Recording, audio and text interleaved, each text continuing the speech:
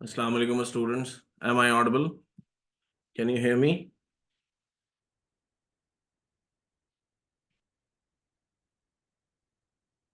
Okay, fine. Let's continue. Let's begin our today's class in continuation to our previous lecture. That was about introduction to your syllabus. I introduced you the syllabus and I told you that in your ECAT test. Achha, let me make one thing clear to you. First, we are here for ECAT preparation, right? We are not here for IBA preparation. We are not here for business colleges admission test. That is another course, another domain. So अगर आपको उसके हवाले से कोई concern है तो आप administration से रब्ता करेंगे, राइट? हम यहाँ पे ई कैट की इंग्लिश पढ़ेंगे, हम यहाँ IBA की इंग्लिश नहीं डिस्कस करेंगे.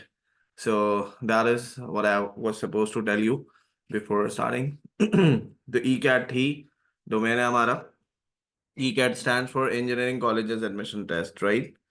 And I have told you earlier कि जो हमें जो है ना ऑब्जेक्टिव बेस्ड प्रिपरेशन करनी होती है, जो आपका ऑब्जेक्टिव है उसी के लिहाज से आपको उसको माइंड में रखते हुए आपको चलना होगा, राइट? सो कोशिश कीजिएगा कि आप लोग फॉलो करें सारी चीज़ों को. As I've discussed earlier that you have a limited syllabus but unlimited domain. Syllabus limited no, हम कोई सैट बेस्ड पेपर की बात नहीं करेंगे.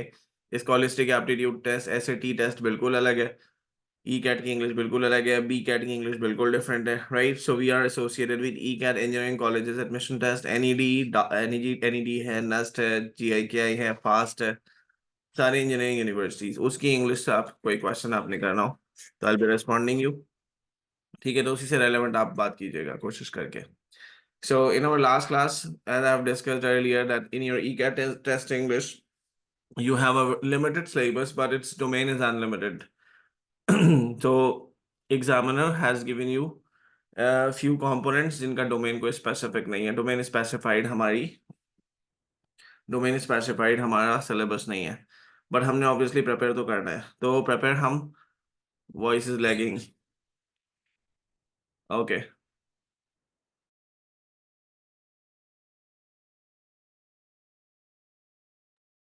Is my voice lagging for others as well? Connection तो मेरा बिल्कुल ठीक है अभी फिलहाल. अगर ऐसा है तो फिर मैं चेंज करूँ इसको. Is my voice lagging or am I audible? It's fine for others.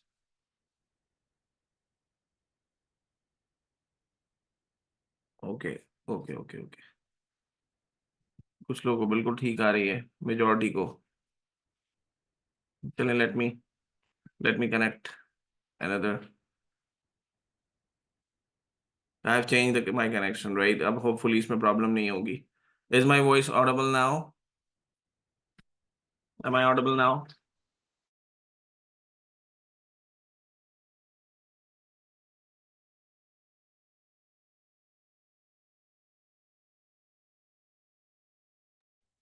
Okay ji.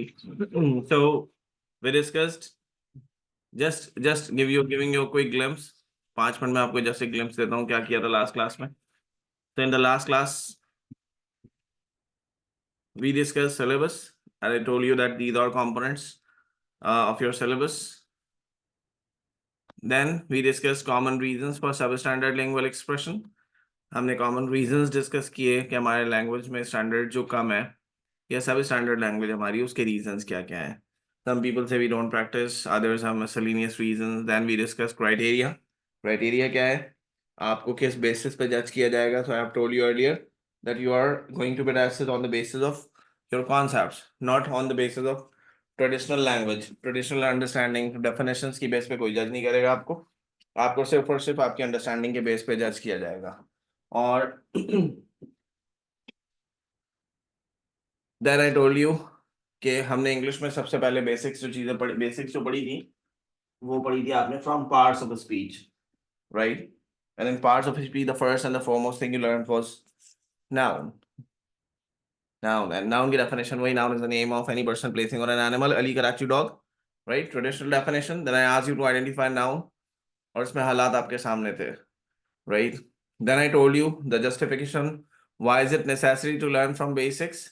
Because we usually cram words with their meanings, क्योंकि हमें शुरू से आदत डाली गई है, हम वर्ड्स मीनिंग लर्न करते हैं। विकैबुलरी क्योंकि सबसे इंपॉर्टेंट कंपोनेंट है, इसीलिए मैंने विकैबुलरी की बात सबसे ज्यादा की थी लास्ट क्लास में भी। तो मैंने कहा था कि हमें यूजुअली वर्ड्स का रट्टा लगाने की आदत डाली गई है पहले दिन से। 2 कॉलम बना लो बेटा, एक में वर्ड लिख लो, एक में मीनिंग लिख लो, ठीक है। और यही चलता चला आ रहा है सारे स्कूल्स, स्कूलिंग सिस्टम में हमारे। जबकि वर्ड्स को अगर अब देखो, that is a futile exercise for me. Futile मतलब बेकार एक्सरसाइज है ये एक वेस्टेज ऑफ टाइम है। और वेस्टेज ऑफ टाइम क्यों है? वेस्टेज ऑफ टाइम इसलिए है कि जितने वर्ड्स मुझे लर्न कराए जाते हैं वो वर्ड्स मुझे याद नहीं रहते, मैं भूल जाता हूँ। ठीक है, जितने वर्ड्स तुमने भी लर्न किए होंगे तुम भूल चुके होगे। तो सीन ऐसा है कि वर्ड्स के मीनिंग के रट्टे लगाए जाते हैं। वर्ड पढ़ लिया, मीनिंग पढ़ ली, दैट्स इट। जबकि एक्चुअली होना क्या चाहिए वो देखते हैं। तो we usually cram words with their meaning, हम वर्ड्स का रट्टा मार लेते हैं without knowing their nature. For example, I give you an example that cliche is a word that means repetition or overuse. So if you learn the word, if you learn the word with its meanings, so you usually encounter a situation like someone asks you, "What happened today?" So कहोगे यार, it was boring thing. He cliched the same thing again and again.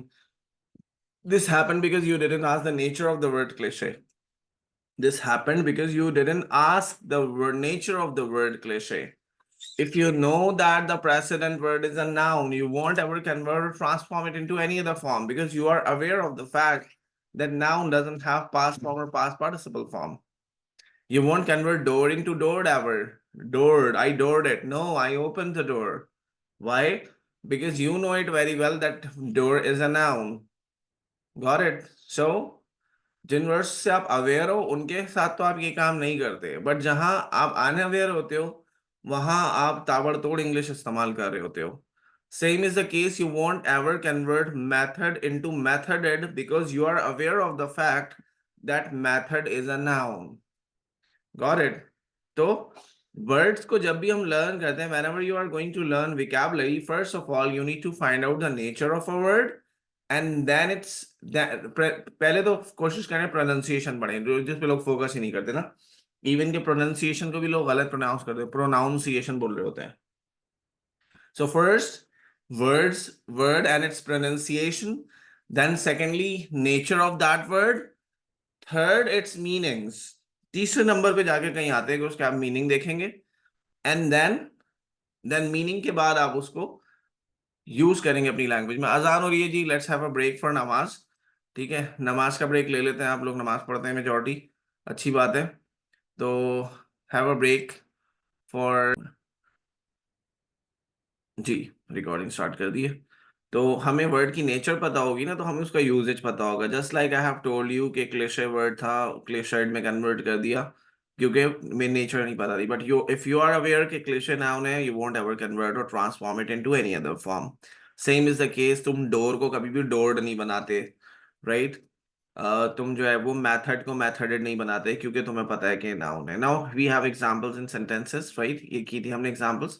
मैंने कहा था swimming एक noun है यहाँ पे, partings noun है, लाइटनिंग नाउन है, हेल्थ भी नाउन है वैसे तो, यहाँ पे बिल्डिंग भी नाउन है। Paintings are very beautiful, paintings noun. Pakistan is a developing country, Pakistan noun, country noun. Got it? So identification of noun. Then later on we discussed verb.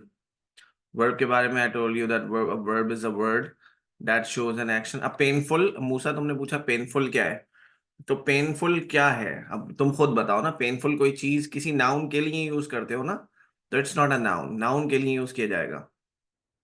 ठीक है, तो पेनफुल एक चीज है, पेनफुल एडजेक्टिव है, it's not a noun.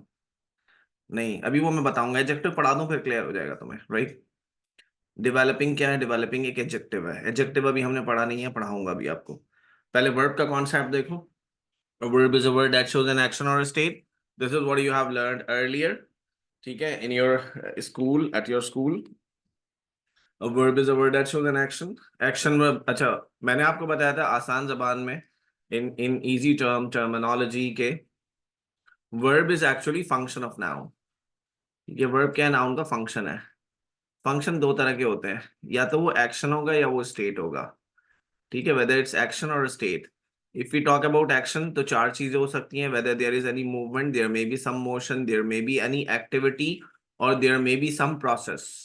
ये चार चीजों में से कोई एक चीज है तो वो एक्शन वर्ब है। For example if I say I consider you my friends, I consider you my friends, तो कंसिडरेशन में कोई मूवमेंट है नहीं, कोई मोशन है no, but it's a mental process. ठीक है। I informed him on phone. I informed him via text. Inform inform karna is not a movement, right? It's not even a motion, but it's an activity. मैं कहता हूँ I installed a new app in my phone. I installed a new app in my phone. So installation क्या है? भाई अपना camera off करो, किसने camera on किया अपना? डिस्टर्बेंस बड़ी रहती है आप लोगों की क्लास में।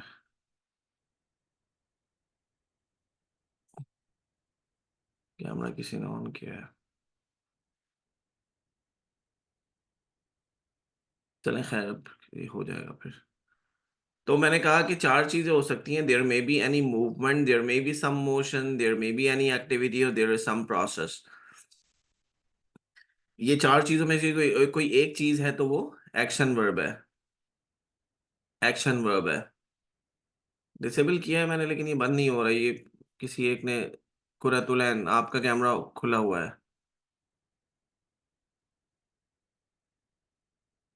कैमरा ऑफ करने प्लीज। डिसेबल कर दिया है मैंने, लेकिन ये है कि चलें खैर। अच्छा जी।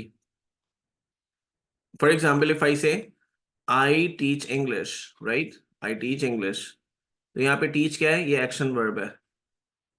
आई टीच इंग्लिश, जी बिल्कुल अभी स्टार्ट की है।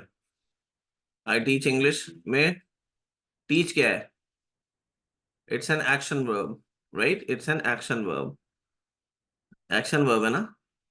And if I say I am a teacher, if I say I am a teacher, अब यहाँ पे वर्ब क्या है बताओ? यहाँ पे वर्ब क्या है? यहाँ पे वर्ब है एम। यहाँ पे वर्ब है एम। एम वर्ब है, राइट। कौन सा वर्ब है? स्टेट वर्ब है। सिंपल। क्योंकि सेंटेंस में कोई एक्शन नहीं हो रहा। तो वर्ब दो तरह के होते हैं।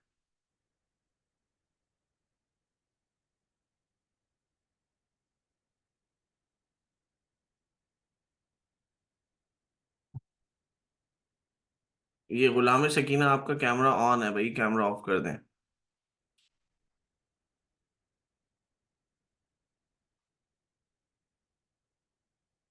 इट्स नॉट कुरातुलैन, इट्स गुलाम सकीना, आपका कैमरा ऑन है, इसको काइंडली ऑफ कर दें। अच्छा जी।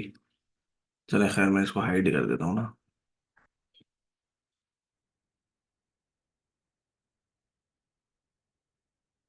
रिपीट कर दूं?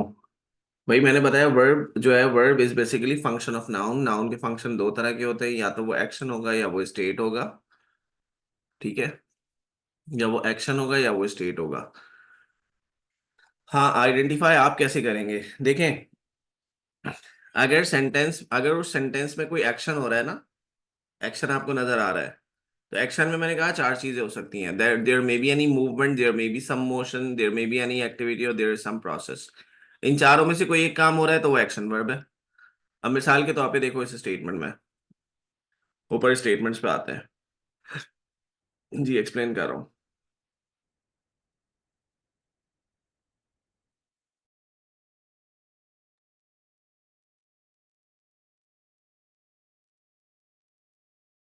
नाउ सी, इफ आई से swimming is good for health, इसमें किसकी बात हो रही है? स्विमिंग की बात हो रही है ना।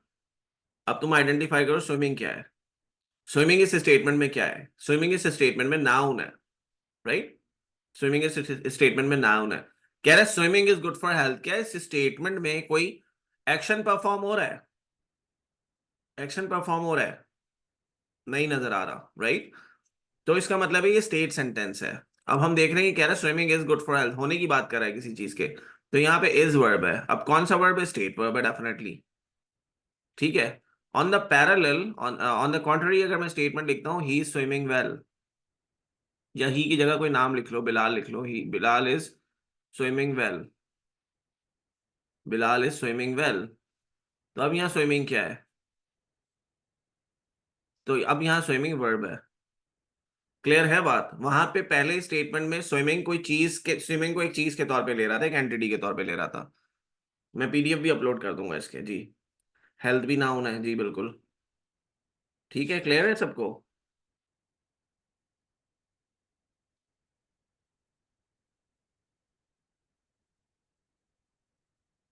देखो मैंने कहा कि जब आप किसी चीज को नेमिंग वर्ड के तौर पे लेते हैं ना, नेमिंग वर्ड इज नाउन। कोई चीज है, मिसाल के तौर पे मैं कहता हूँ teaching is my profession.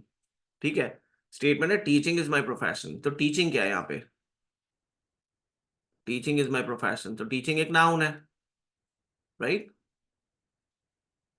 Teaching is my profession, तो टीचिंग एक नाउन है यहाँ पे, ठीक है। और मैं कहता हूँ आई एम टीचिंग इंग्लिश, तो फिर उसमें टीचिंग क्या हो जाएगा? उसमें टीचिंग वर्ब हो जाएगा। ठीक है, this is what I told you. Clear? ये पहली क्लास में यही पढ़ाया था मैंने। यही सब चीजें पढ़ाई थी, क्लियर नहीं हो रही थी कुछ लोगों को, इस वजह से मैंने दोबारा क्लियर की है। तो अगर एक्शन वर्ब है तो एक्शन वर्ब के चार पैरामीटर्स हैं। देखो एक्शन वर्ब के चार पैरामीटर्स हैं।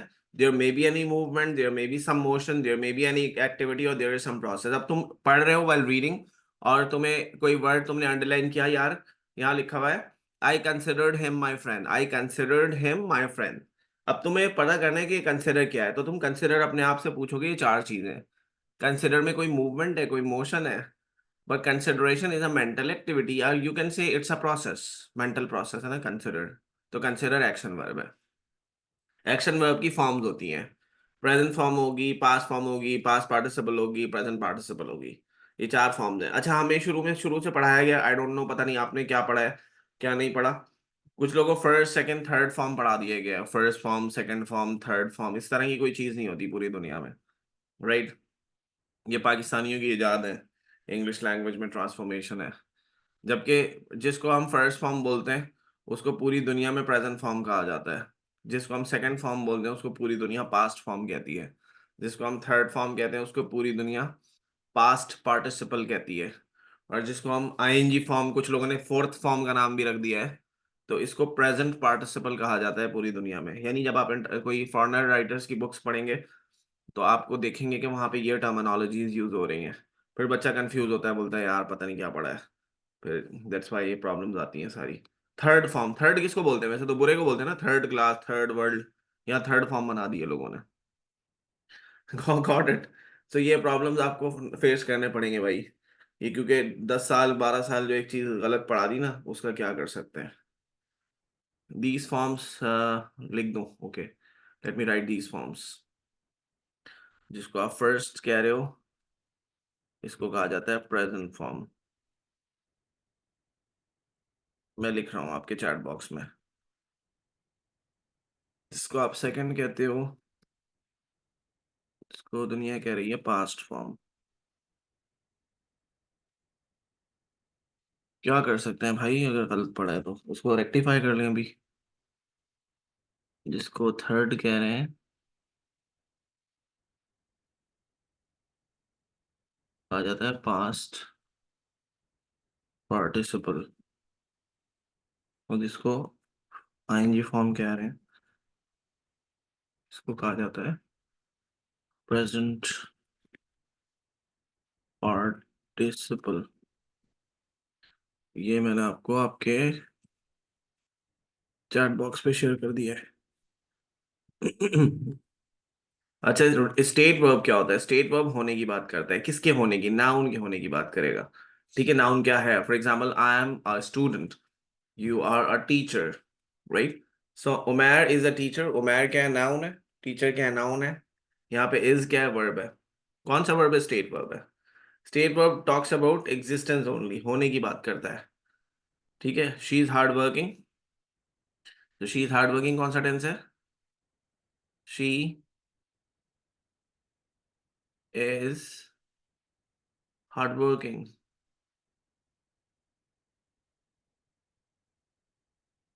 कौन सा टेंस है बताओ?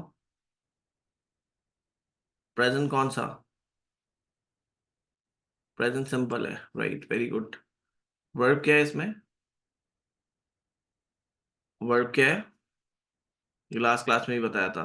प्रेजेंट सिंपल है, प्रेजेंट कंटिन्यूस नहीं है। इज वर्ब है। अब देखो किसी के होने की बात कर रहे हैं ना, लोग देखते हैं is am are ING form, जरूरी थोड़ी है वो आईएनजी फॉर्म वर्ब ही हो। यहाँ पे इज वर्ब है, आईएनजी फॉर्म वर्ब नहीं है। इज वर्ब है, क्लियर है, क्योंकि ये स्टेट सेंटेंस है, किसी के होने की बात कर रहा है, किसी के एक्शन की बात नहीं कर रहा। क्लियर। आई होप सो ये कॉन्सेप्ट्स आपके थोड़े थोड़े करके मैं क्लियर करता जाऊंगा। Let's move on. अच्छा, बहुत सारे लोगों ने बहुत चीजें ये पढ़ी हुई है ना, तो जो चीज हमने पढ़ी हुई होती है ना उसमें हमें इरिटेशन होती है, इरिटेशन होती है। Got it. तो उनको थोड़ा सा वो इसको बर्दाश्त से काम लेना पड़ेगा कि भाई बाकी लोग भी जो है वो ऑब्वियसली इस ग्रुप का हिस्सा है, तो हमें उनको भी लेते हुए चलना है ना। ये मैं पढ़ा क्यों रहा हूँ अगेन।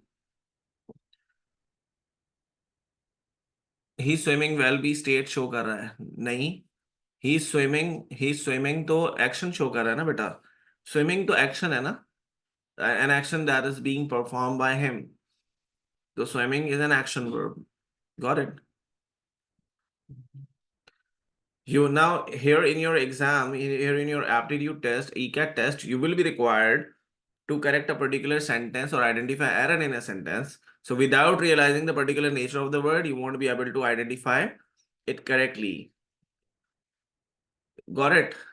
पढ़ लो इसको एक दफा जो लिखा हुआ है कि in your exam you will be required to correct a particular sentence. तुम्हें एग्जाम में एक स्टेटमेंट दिया जाएगा या सेंटेंस दिया जाएगा, उसको करेक्ट करना होगा या उसमें एरर निकालना होगा।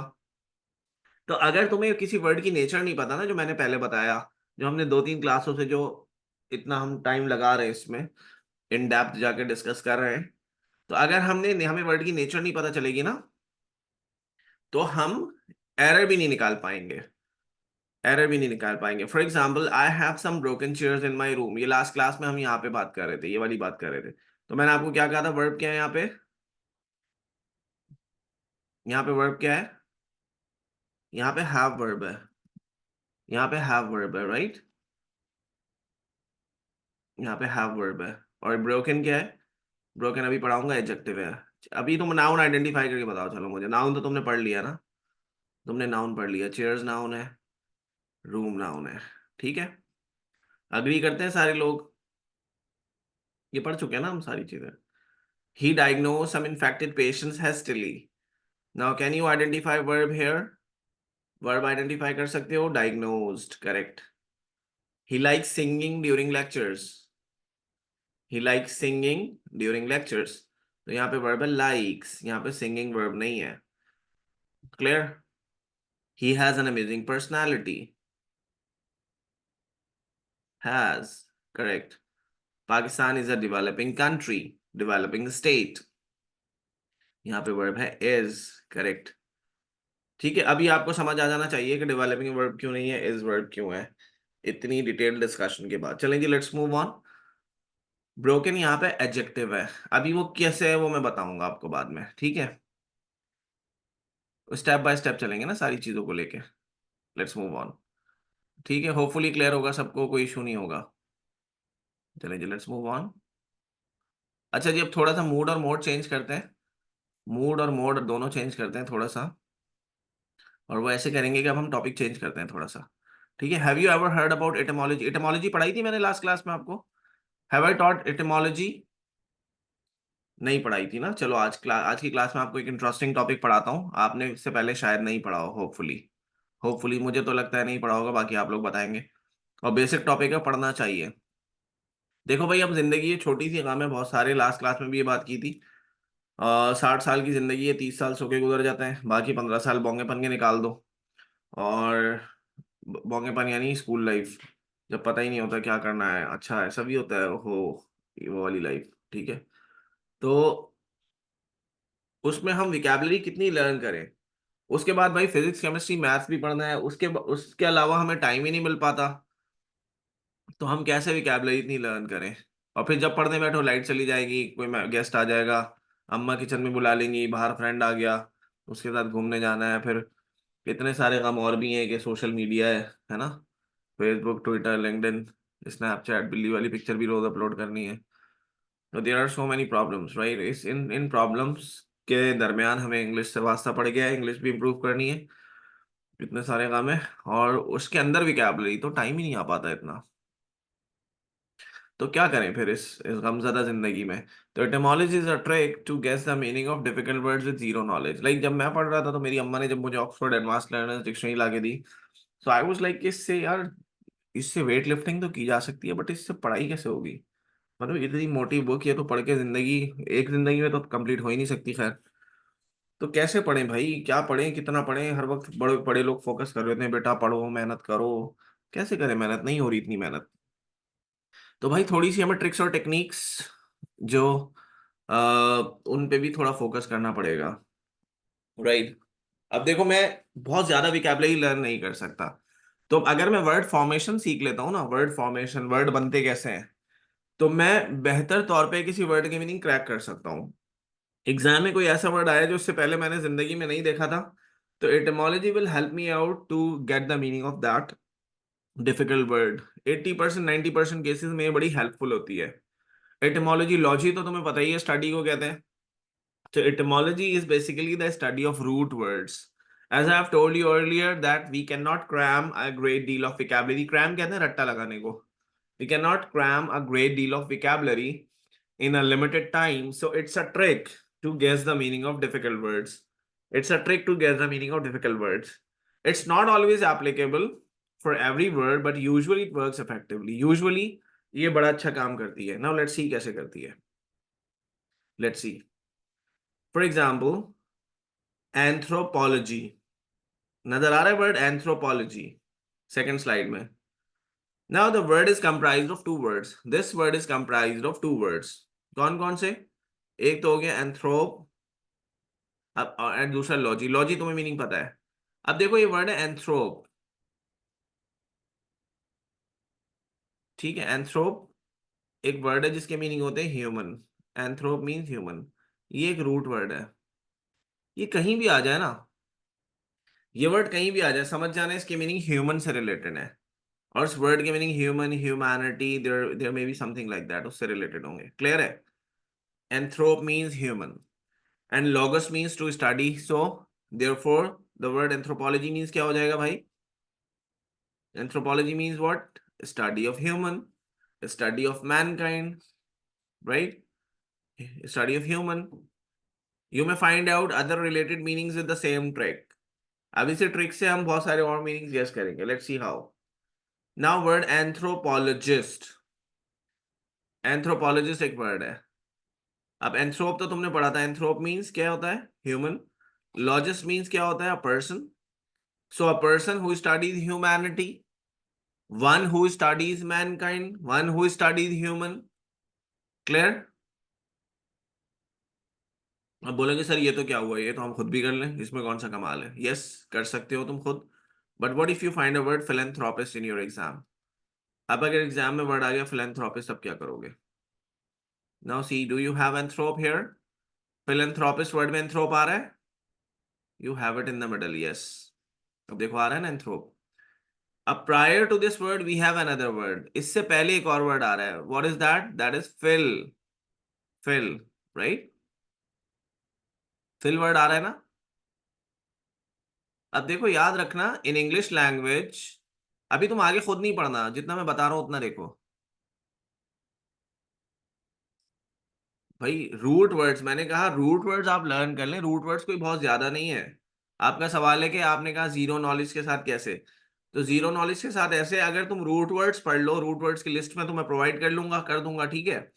रूट वर्ड्स अगर आप लर्न कर लो तो फिर आपको ज्यादा विकेबलरी लर्न करने की जरूरत नहीं पड़ेगी।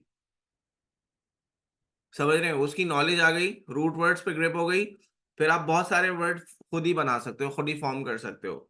वही तो बता रहा हूं मैं, वो अब देखें कैसे होगा। लाइक फिल, अब in English language whenever we join two simple words to make a new word, we delete the last letter of the first word. दोबारा बता रहा हूं, दोबारा बता रहा हूं, और से सुनो। In English language whenever we join two simple words to make a compound word, to make a new word, we delete the last letter of the first word. English language में जब भी हम दो वर्ड्स को मिला के कोई नया वर्ड बनाते हैं, तो हम पहले वर्ड के लास्ट लेटर को डिलीट कर देते हैं। अब मैंने तुम्हें बताया कि ये वर्ड दो वर्ड्स का कॉम्बिनेशन है, ठीक है? ये वर्ड्स दो वर्ड्स का कॉम्बिनेशन है। जब इंग्लिश लैंग्वेज में हम दो वर्ड्स को मिला के कोई नया वर्ड बनाते हैं तो हम पहले वर्ड के लास्ट लेटर को डिलीट कर देते हैं। अब पहला वर्ड क्या है? फिल। ठीक है, इसका मतलब है इसमें से लास्ट लेटर डिलीट हुआ हुआ है। Are you getting my point? पहले वर्ड का लास्ट लेटर डिलीट हुआ हुआ है। अब मुझे वर्ड फॉर्मेशन करनी है ना, तो पहले मुझे इस वर्ड को क्रैक करना पड़ेगा कि वर्ड है क्या, इस यहाँ पे है क्या। अब वर्ड फॉर्मेशन के रूल्स के मुताबिक अगर तुम वर्ड फॉर्म कर रहे हो तो पहले तुम वाउल लगा के चेक करोगे। वाउल्स कितने होते हैं? वाउल्स कितने होते हैं? A E I O U, right? पहले लगा के देखो ए। फिला। फिला कोई वर्ड है? सुना है कभी फिला? फिला कोई वर्ड होता है? नहीं, नहीं होता। अच्छा, फिर हम लगा के देखते हैं ई। ई लगा के देखते हैं। फाइल। फाइल कोई वर्ड होता है? Yes, you might have heard about electrophile. You might have studied about electrophile, nucleophile, है ना? पढ़ा होगा ना? Phile means what? Phile means lover. देखो, फाइल मीन्स क्या हो गया? लवर। तो what does it mean then? क्या मीनिंग बन जाएंगे फिलैंथ्रोप के? Lover of humanity, lover of mankind, right? So the combination of phile and anthrop results in philanthrop. So you might have heard the word phile like electrophile, nucleophile. So phile means lover, it becomes lover of human, lover of mankind. Yes, exactly. So one who study, one who loves to study humanity.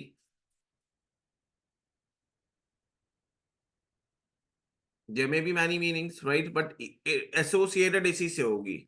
Now let's see, there are some other prefixes like miss है या d है. अब गौर करो, कुछ prefixes ऐसे होते हैं जैसे कि मिस है या डी है, that results in negative meaning. इनके मीनिंग नेगेटिव होते हैं। ठीक है भाई, ये अगर किसी वर्ड के शुरू में लगे लगे तो इनके मीनिंग नेगेटिव होंगे। For example decrease, decline, defame, degrade, devalue, है ना? There are so many words like that.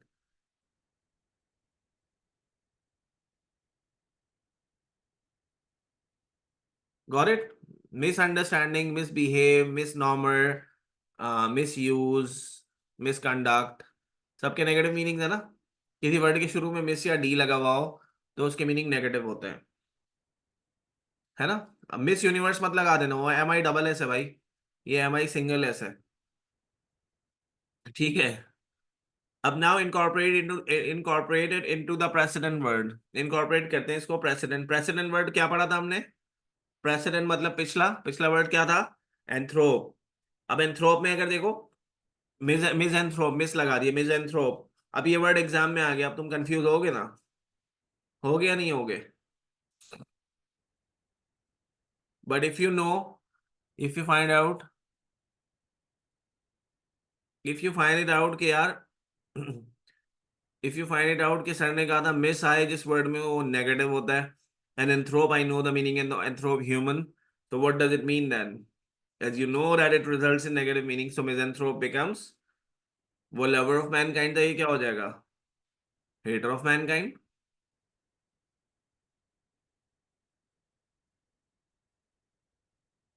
Hater of mankind. Clear है सबको?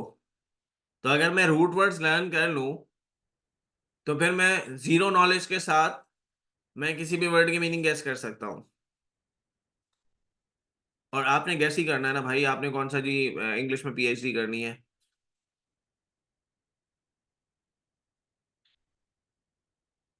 Next one. ऐसे ही देर कुछ रूट वर्ड्स मैं आपको पढ़ा देता हूँ, बाकी मैं आपको लिस्ट प्रोवाइड कर दूंगा। ठीक है ना? सी एम्बी एम्फी किसी किसी जगह पे आ रहा हूँ, एम्बी एम्फी किसी वर्ड में आ रहा हूँ, उसके मीनिंग होता है डुअल और बोथ। डुअल और बोथ, राइट? फॉर एग्जाम्पल एक वर्ड है एम्बी डेक्स्ट्रस। तुम लोगों में से किसी ने डेक्स्ट्रस कार्टून देखे थे? डेक्स्ट्रस लैब, डेक्स्ट्रस लैब देखे थे ना? वो क्या करता था डेक्स्टर? वो डेक्स्टर दोनों हाथों से काम करता था, ये स्पेशलिटी थी उसकी, वो एक्सपेरिमेंट्स करता था। उसकी एक सिस्टर थी जो उसको तंग करती रहती थी, याद होगा, राइट? तो डेक्स मींस क्या होता है इसके? हाँ, मल्टीटास्किंग। उसका मल्टीटास्किंग कौन होता है? तो डेक्स मतलब होता है हैंड्स, डेक्स भी एक रूट वर्ड है। डेक्स्ट भी एक रूट वर्ड है, इट मीन हैंड्स, इसी वजह से उस कार्टून का नाम डेक्स्ट्रस लैब रखा था, स्किलफुल, ठीक है, मल्टीटास्किंग, ठीक है। अब एम्बी डेक्स्ट्रस क्या हो जाएगा? एम्बी मतलब क्या हो जाएगा? Dual, right, as I have told you earlier, ambi means dual और both, so a person who uses both hands while working, ऐसे बंदे को स्किलफुल मैन भी कहते हैं। क्लियर? ऐसे एक वर्ड आया एम्बिगुअस, अब तुमने देखा एम्बी आ रहा है, राइट, अगेन एम्बिगुअस, डुअल, तो dual meanings, a word that has dual meaning, ऐसे वर्ड को अनक्लियर भी बोलते हैं, किसी चीज के डुअल मीनिंग्स होते हैं वो अनक्लियर होती है ना। Next one amphibian, amphibian you might have heard about amphibian, amphi आ रहा है इसमें, ambi, amphi, amphibian you know it very well, a mammal that lives on land as well as in water, ऐसे ही है ना, dual features of survival, a mammal that has dual features of survival, so that is called amphibian, ठीक है। ऐसे ही arbo, arbo एक root word है, arbo किसी जगह पे आ रहा है तो उसके मीनिंग होते हैं ट्री, उसके मीनिंग होते हैं tree, like for example you say arbor, arbor means a place where you have so many trees, आप कहते हो arborist, arborist means a person, obviously person who is doing research on trees, who is studying trees, who is working on trees, उस sense में आप इसको लेते हो, ठीक है जी। लेट्स मूव ऑन, ये स्लाइड्स में शेयर कर दूंगा आपको, स्लाइड्स में अपलोड कर दूंगा, ठीक है। एंग्लो, ऐसी एक वर्ड है Anglo, Anglo means what, Anglo word कहीं भी आ जाए समझ जाना, it means English, like you से, अब तुमने वर्ड क्या पढ़ा था? फाइल वर्ड पढ़ा था, याद है अभी पहले, फाइल एक रूट वर्ड था, एंग्लो, एंग्लो मिला दो, ठीक है, तो क्या हो जाएगा? Lover of English. अच्छा, फाइल का ऑपोजिट क्या होता है? फाइल का opposite, what is the opposite of word phile? What is the opposite of the word phile? Phobic, yes phobic, it's phobia, phobia, right. तो फोबिया क्या हो जाएगा? अब मैं बोल दूं Anglophobia, although it's not a word, although ये word नहीं है, ये वर्ड नहीं है, बट इंग्लिश में बन गया अगर वर्ड, तो क्या मीनिंग बनाओगे इसके? भाई every hour new words are being introduced, right, तो अगर कोई वर्ड डिक्शनरी में आ जाता है एंग्लोफोबिया, क्या होगा? Fear of English. अब ये मैं लर्न थोड़ी करूंगा, रट्टा थोड़ी लगाऊंगा बार बार वर्ड्स का, I know the formation, I know the basics, right, Anglophobian, yes, clear है बात सबको? ऐसे एंग्लोफोन, इंग्लिश स्पीकिंग कंट्रीज, अब एंग्लो तुमने वर्ड बहुत सुना होगा, like in Pakistani studies you might have studied about Mohammedan Anglo Oriental college that was established by sir Syed Ahmad Khan, याद है? तो एंग्लो मीन्स होता है इंग्लिश, क्यों नाम रखा था Mohammedan Anglo Oriental college? Because in that college both sort of education were provided, that was eastern and western, that's why it was named after Mohammedan Anglo Oriental College, got it। उसमें एक और word भी था root word, that was orient, orient क्या होता है? ओ से Orient, हाँ भाई ओरिएंट क्या होता है? ओरिएंट, ओरिएंट मतलब ईस्ट, याद रखें, Orient is not an AC, it's not a company, company तो है ऑब्वियसली। ओरिएंट, ओरिएंटेशन सुना है ना, start of something, beginning of something, तो दुनिया की बिगिनिंग ईस्ट से होती है बेसिकली, ईस्ट से।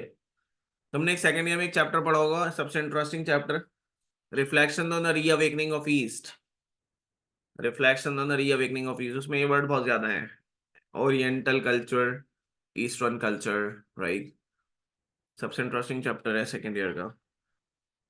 और ऑक्सीडेंट, ओरिएंट का ऑपोजिट क्या होता है? ओरिएंट का ऑपोजिट होता है oxidant, the opposite of Orient is oxidant, लिख देता हूं मैं, जी।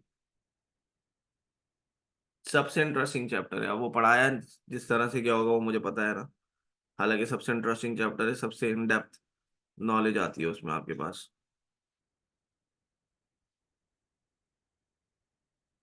ठीक है।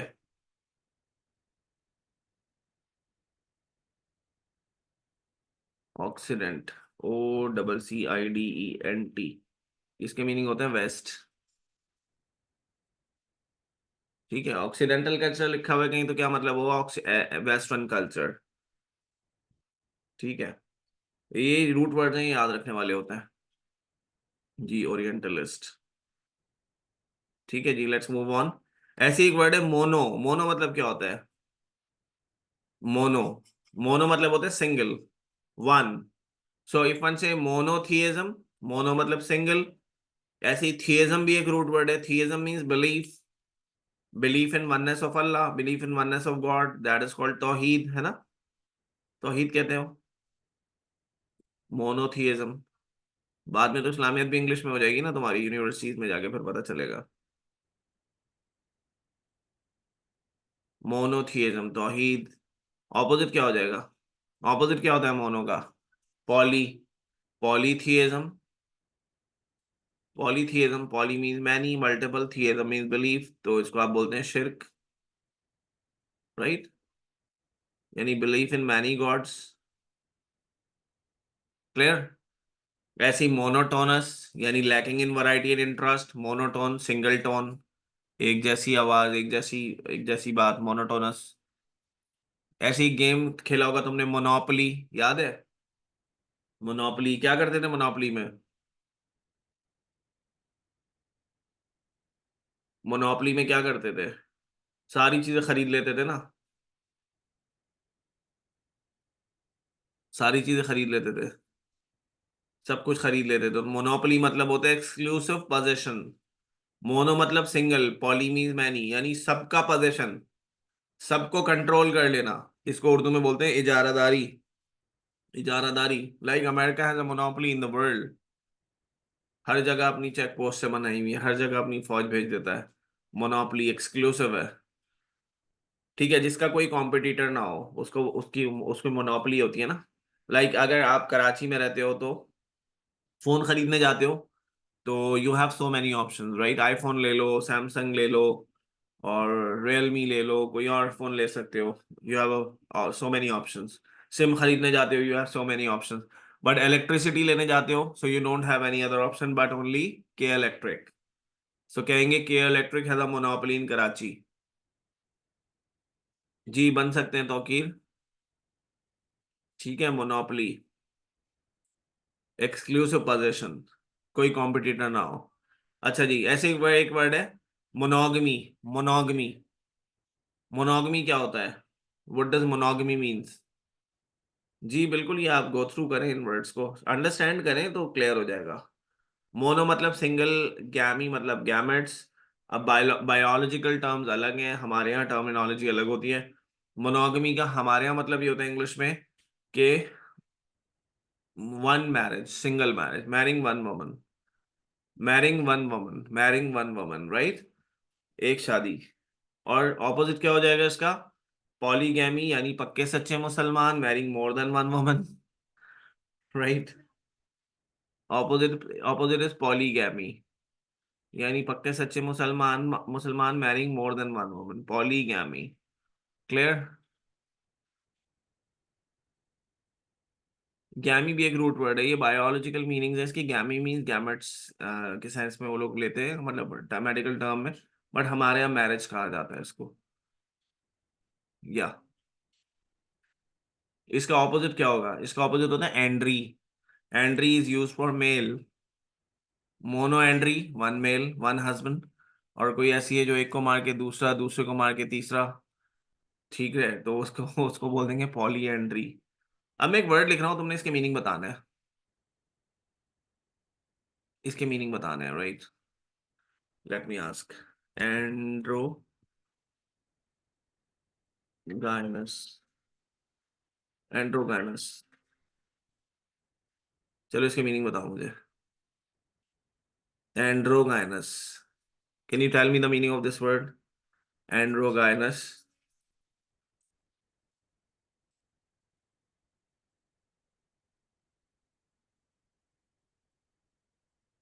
बता सकते हो? नेट पे मत सर्च कर लेना, गूगल जिंदाबाद। Andro means, andro is use for male, I have told you earlier. Andro means male. Gyne मतलब female, it's not dine, it's gyne, right?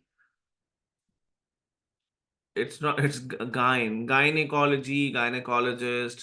Gynecologist कौन होता है? A doctor who is associated with the disease of female, है ना, उसको बोलते हैं gynecologist. Gynecologist. So gyn is used for female, and andro is used for male. So a person who has both features, कह सकते हैं androgynous sort of personality, right? Physical characteristics of both genders, yes. No, both genders. It's not one. Got it. That may be your political leader or someone else like that. There are so many. Androgynous behavior भी कह सकते हो. चलो खैर, let's move on. Then एक word है bell.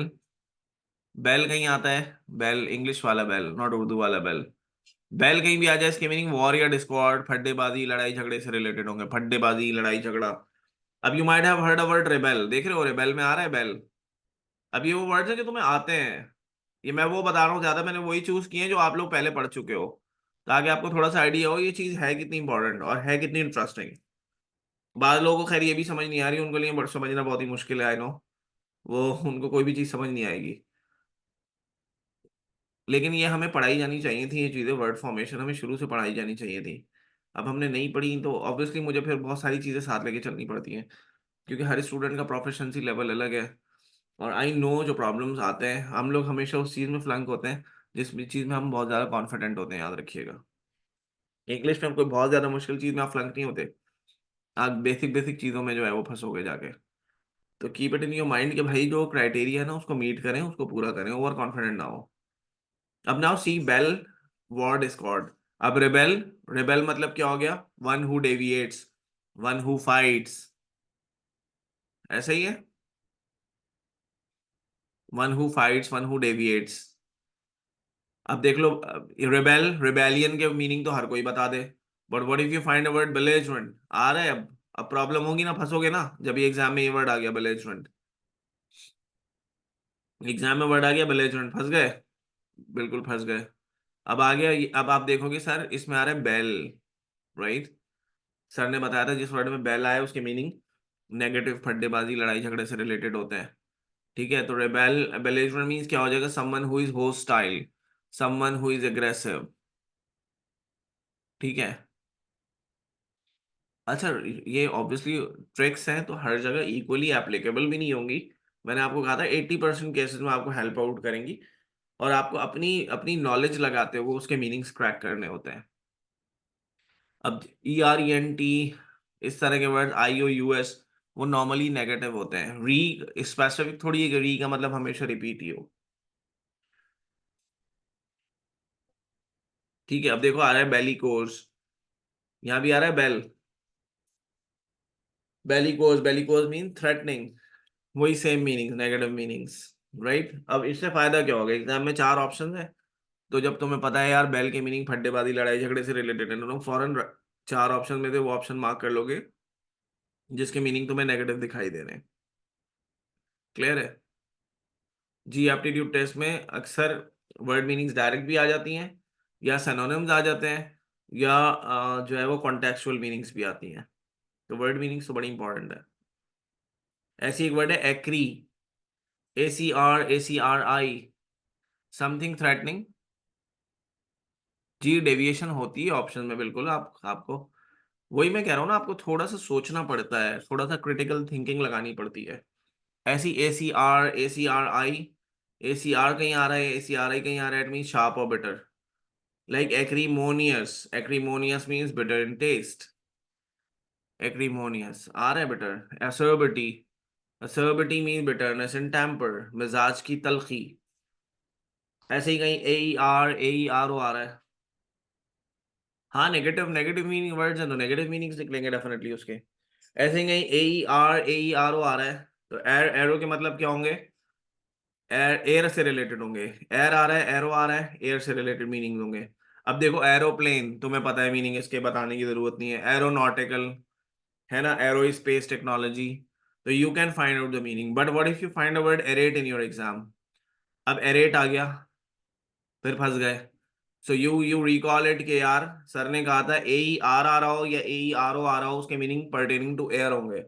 तो तुम चार ऑप्शन में जाओगे जिसके मीनिंग एयर से रिलेटेड नजर आ रहे हैं, वही करेक्ट ऑप्शन है। क्लियर है? ऐसी एक वर्ड है एरियल, ये हु वाला नहीं है भाई, याद रखना। एरियल, ये pertaining to air, existing in the air, right. Like aerial surveillance, फजाई मुआयना, फजाई निगरानी, सुनते हो? Aerial surveillance, got it? अच्छा, अब इसकी एक लिस्ट है एटमोलॉजी की। मैं अभी आपके ग्रुप में ऐड नहीं हुआ हूँ, मैं आई होप सो कि आज मैं सर बिलाल को कहता हूँ कि वो मुझे ऐड कर देंगे। तो फिर मैं आपके, जो आप कह रहे हो डाउट काउंटर है क्या है वट, तो मैं ऐड हो जाऊंगा, फिर उसके आपको रेस्पॉन्ड कर दूंगा उसमें। बाकी एटेमोलॉजी की लिस्ट और ये प्रेजेंटेशन जो जिससे मैं पढ़ा रहा हूँ आपको, ये दोनों अभी फॉरेन क्लास के बाद मैं लेक्चर के साथ ही अपलोड कर दूंगा आपके आपके ड्राइव पे, तो आप उसको गो थ्रू कर सकते हो। ठीक है भाई, चलें जी, let's move on. Root words की लिस्ट, इसको एटेमोलॉजी लिस्ट मैंने नाम दिया हुआ, etymology list, list of etymology. ये मैं आपको शेयर कर दूंगा आपकी ड्राइव पे, ठीक है। 42 पेजेस की लिस्ट है। याद किसी ने नहीं करनी है, सिर्फ गो थ्रू करना है विकैबुलरी लर्निंग टेक्निक्स में। दोबारा एक नेक्स्ट क्लास में एक ओवरव्यू दूंगा आपको, हाउ टू लर्न विकैबुलरी। पहले भी बताया था, दोबारा भी बता दूंगा, ताकि आप विकैबुलरी आप लर्न करना शुरू कर दें 7 वर्ड्स अ डे का टारगेट रखते हुए। तो 50 वर्ड्स पर वीक आपको एटलीस्ट लर्न करने ही करने हैं, 50 वर्ड्स पर वीक होने चाहिए। अब वो कैसे करेंगे वो मैं आपको बताऊंगा, फिर मैं आपके टेस्ट भी कंडक्ट करना स्टार्ट कर दूंगा। ठीक है भाई। वैसे मैं तो मैं टेस्ट लेने के खिलाफ हूँ, लेकिन सिस्टमैटिक टेस्ट लेंगे जिसमें आप भी कंफर्टेबल रहेंगे, कोई मार्किंग का हम वो चक्कर नहीं रखेंगे। आपकी कंफर्ट को देखते हुए विकैबुलरी लर्न करेंगे हम, ठीक है। चलें जी, let's move on. So noun, as we have discussed in our earlier class, हमने पहली क्लास में अपने डिस्कस किया that we are suppose to identify noun rather than following the traditional definitions. हमें नाउन आइडेंटिफाई करना आना चाहिए, ट्रेडिशनल डेफिनेशंस को भूल जाओ। Therefore everything is noun. तो पॉइंट क्या था? पॉइंट जो हमने डिस्कस किया, जिस्ट क्या था, वो ये था कि एवरीथिंग इज नाउन, हर चीज नाउन है। क्लियर? पहली क्लियर बात, पहला कॉन्सेप्ट। दूसरा, अब आ जाओ प्रोनाउन पे। प्रोनाउन पढ़ेंगे बस, आज आज यही पढ़ेंगे, यहां तक रखेंगे इसको। प्रोनाउन क्या होता है? प्रो किसको कहते हैं? Pro, not bro, it's pro. Pro, what is pro? What does pro means? Professional? No. Expert, वो भाई आप आईटी वाली लैंग्वेज बता रहे हो, वो प्री होता है पहले। पहले मतलब प्री। अच्छा, प्रो कहते हैं सपोर्टर को, अलाय को या फ्रेंड को। प्रो मी सपोर्टर, सपोर्टर, अलाय या फ्रेंड। तो नाउन को सपोर्टर की क्या जरूरत पड़ गई? सपोर्टर की जरूरत किसको पड़ती है? जो वीक होता है। जी, प्रो पाकिस्तानी सुना है आपने? Pro US countries, pro Pakistani, pro US, है ना। अलाय, कंपेनियन, फ्रेंड।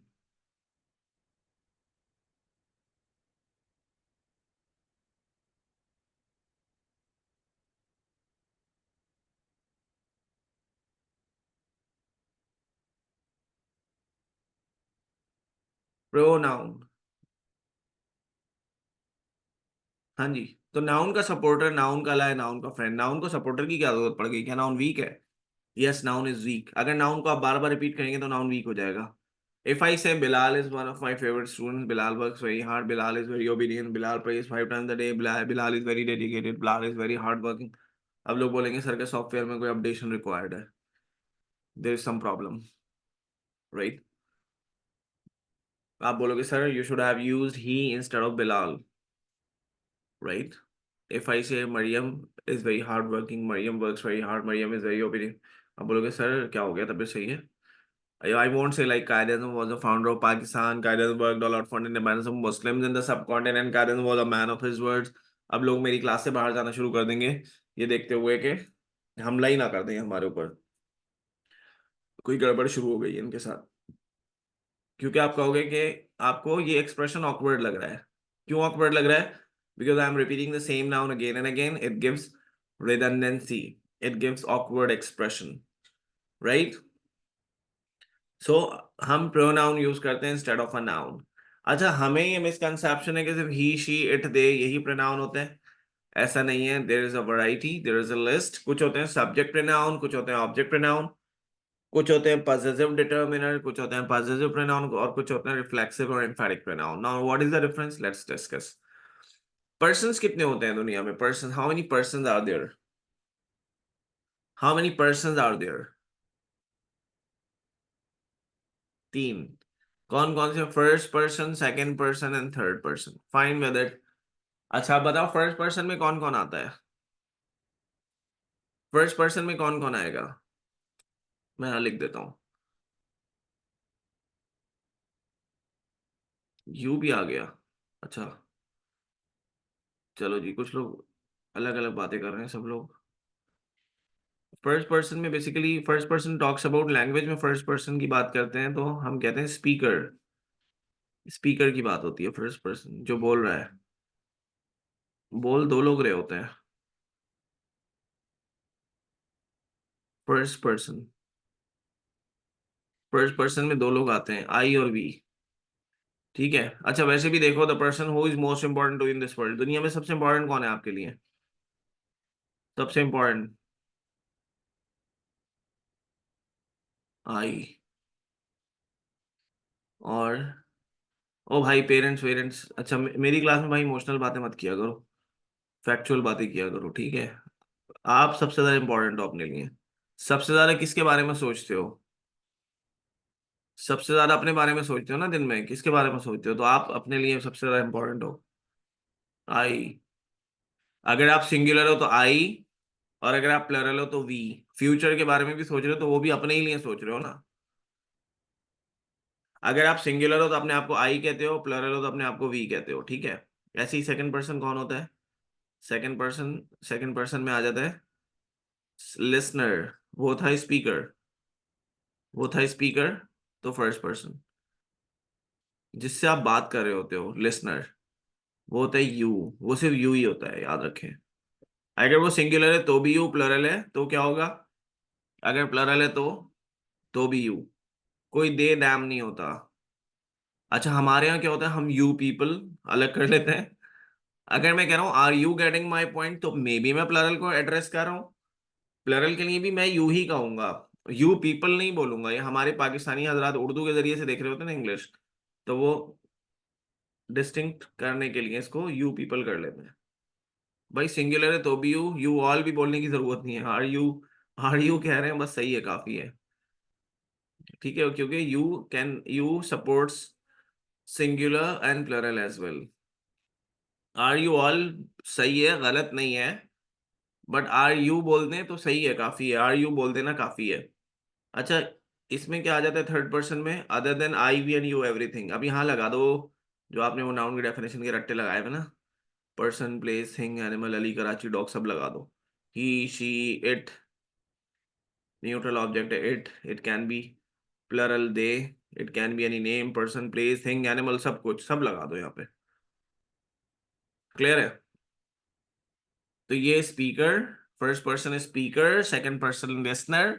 मैं सबसे इंपॉर्टेंट हूँ, मेरे बाद मेरे लिए इंपॉर्टेंट सबसे ज्यादा वो बंदा है जिससे मैं इंटरेक्ट कर रहा हूँ, with whom I am interacting right now. अभी आप मेरे लिए सबसे ज्यादा इंपॉर्टेंट हो। ठीक है, ये बंद कर दूंगा, क्लास खत्म हो जाएगी, कहीं और चला जाऊंगा, तो जिससे इंटरेक्ट करूंगा वो इंपॉर्टेंट होगा मेरे लिए। Got it? तो it changes in language with time, वो यू ही रहता है। अच्छा, अब आ जाए सब्जेक्ट प्रोनाउन पे। सब्जेक्ट प्रोनाउन क्या होता है? If I am using myself, अपने फर्स्ट पर्सन से स्टार्ट करते हैं। अगर मैं अपने आप को सब्जेक्ट कंसिडर कर रहा हूँ किसी जगह पे, तो मैं अपने आप को आई कहूंगा, राइट? अगर मैं अपने आप को सब्जेक्ट के तौर पे यूज कर रहा हूँ तो मैं अपने आप को आई कहूंगा। और अगर मैं अपने आप को ऑब्जेक्ट के तौर पे यूज कर रहा हूँ तो अपने आप को क्या कहूंगा? मी, राइट? दोबारा देख लो इस चीज को, जब मैं अपने आप को सब्जेक्ट के तौर पे यूज कर रहा हूँ तो मैं अपने आप को क्या कहूंगा? आई। और जब मैं अपने आप को ऑब्जेक्ट के तौर पे यूज कर रहा हूं तो मैं कहूंगा मी। तो एक कौम है, एक कौम है, वो अपने आप को क्या बोल रही होती है? अक्सर आपने सुना होगा, अब सुनना होगा और से। बहुत सारे लोग बोल रहे होते हैं me going, me working, me waiting, me crying, है ना?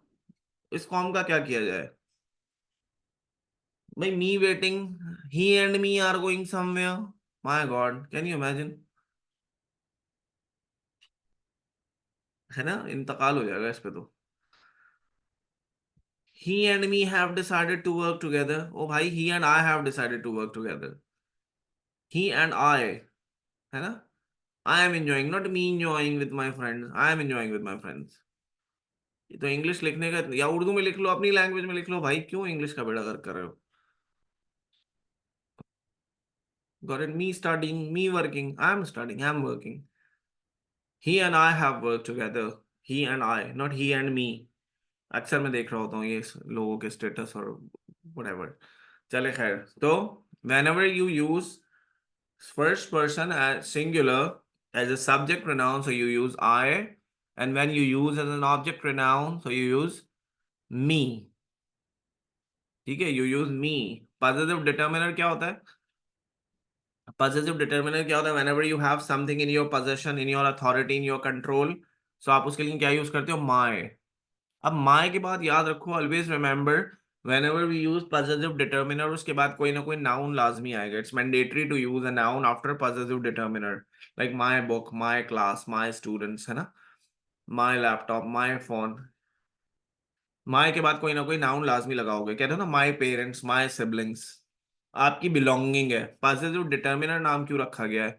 Because it actually determines the possession of something.